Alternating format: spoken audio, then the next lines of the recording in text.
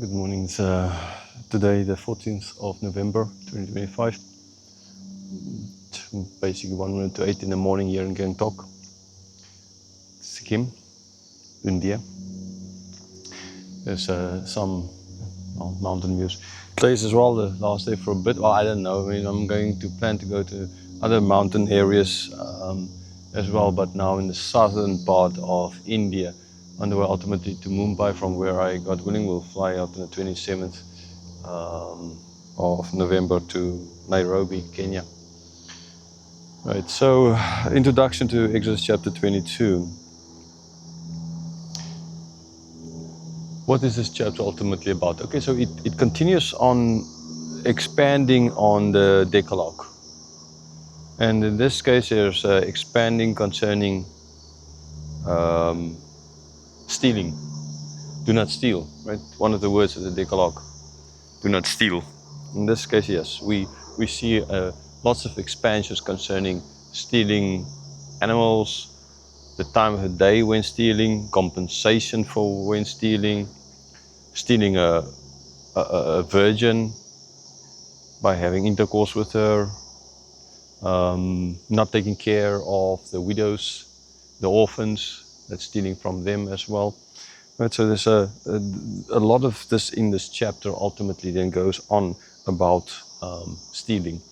There, not all of it, understandably, right? Because it then moves over from after the stealing part to the first part of the Decalogue, with not supposed to having any other gods before God, not permitting a sorceress to live, get rid, capital punishment for sorcerers, and for those sleeping with animals. But we'll get back to that point as well in the teaching. What does it really mean? And as well for sacrificing. So all three of them actually have the same thing in mind, and that is worshipping other gods.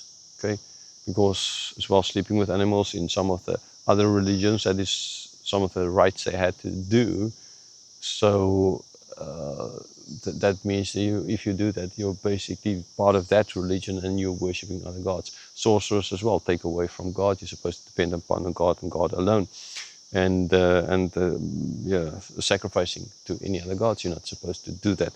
So all of these things have the same thing in common. Ultimately, it's worshipping other gods. And if you do that, capital punishment. Sojourners that they're not supposed to wrong because they were sojourners. In other words, it moves to how to treat those in society who doesn't have the normal rights. Widows, orphans, sojourners. I mean, we see so much about that, even in the New Testament, how they are supposed to be, James, how they're supposed to be treated. What is true religion, right? And right there as well, then at the end, closer to the end of the chapter, concerning lending of money, what you're supposed to do, how you supposed to, but that as well, it falls under the same group of protected people who can't really take care of them, who are in the need of, like widows, orphans, those in society, on the edge of society, to put it like that. And then ultimately as well, not providing God, cursing the ruler of your people, or curse the ruler. So in other words, if you curse the ruler of your people, you're reviling God.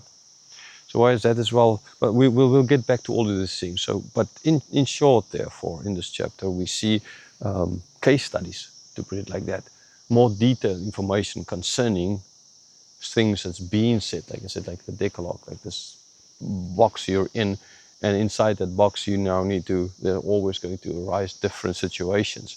And so how in that do you treat theft, accidentally burning or a place down, or animals destroying somebody else's farm, his crops. These kinds of things in their society is going to be very important. So these kinds of things are then addressed. Yeah, I just remember as well when I was a kid, I didn't start the fire, but we went out and made a fire to make some bake some bread there on the fire, right in the fire.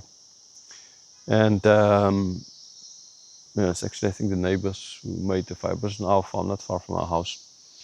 And I don't know why till today, but we made this fire just underneath kind of a burned out, not a burned out, a tree trunk that was cut down, is dry, by that stage dry. That tree trunk was always for me like kind of my spaceship.